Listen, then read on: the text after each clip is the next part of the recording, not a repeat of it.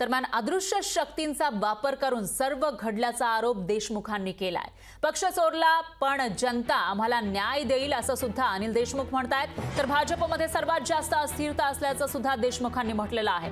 आमचा पक्ष शरद पवार, आमचं चिन्ह सुद्धा शरद पवार असं म्हणत अनिल देशमुख यांनी विरोधक जे सत्ताधारी आहेत त्यांच्यावर निशाणा साधलाय।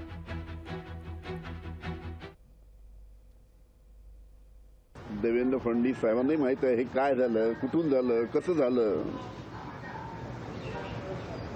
अदृश्य शक्तीचा वापर करून हे सर्व करण्यात आलेलं आहे हे सर्वांना माहित आहे। आता काहीतरी सांगायचं, काहीतरी लोकांच्या समोर आपली बाजू मांडायची या पद्धतीने काही वक्तव्य कोणी करत असतील हे महाराष्ट्रातील जनतेला त्यानिमित्तानं संपूर्ण माहित आहे की कशा पद्धतीने शिवसेनेच्या बाबतीत झालं, कशा पद्धतीनं काल राष्ट्रवादीच्या बाबतीत झालं हे सर्व महाराष्ट्रातील जनतेला माहित आहे।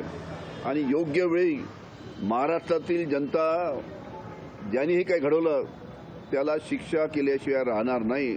सर्वांना माहित आहे, सर्वांना कल्पना आहे की राष्ट्रवादी काँग्रेसची स्थापना कोणी केली,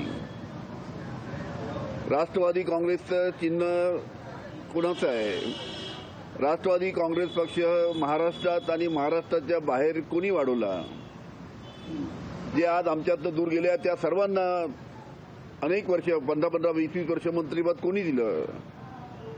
आणि अशा पद्धतीने ज्या व्यक्तींनी, ज्या शरद पवार साहेबांनी राष्ट्रवादी काँग्रेसची स्थापना केली, स्वतः ते पक्षाचे अध्यक्ष होते आणि अशा पद्धतीनं सूडबुद्धीचं राजकारण करून त्यांचा पक्ष काढून घ्यायचा, त्यांचं चिन्ह काढून घ्यायचं। पण एक आपल्याला सांगतो की आमचा पक्षही शरद पवार आहे आणि आमचं चिन्ह पण शरद पवार साहेब आहे। लोकशाही मराठी ऐका, पहा, जागरूक रहा।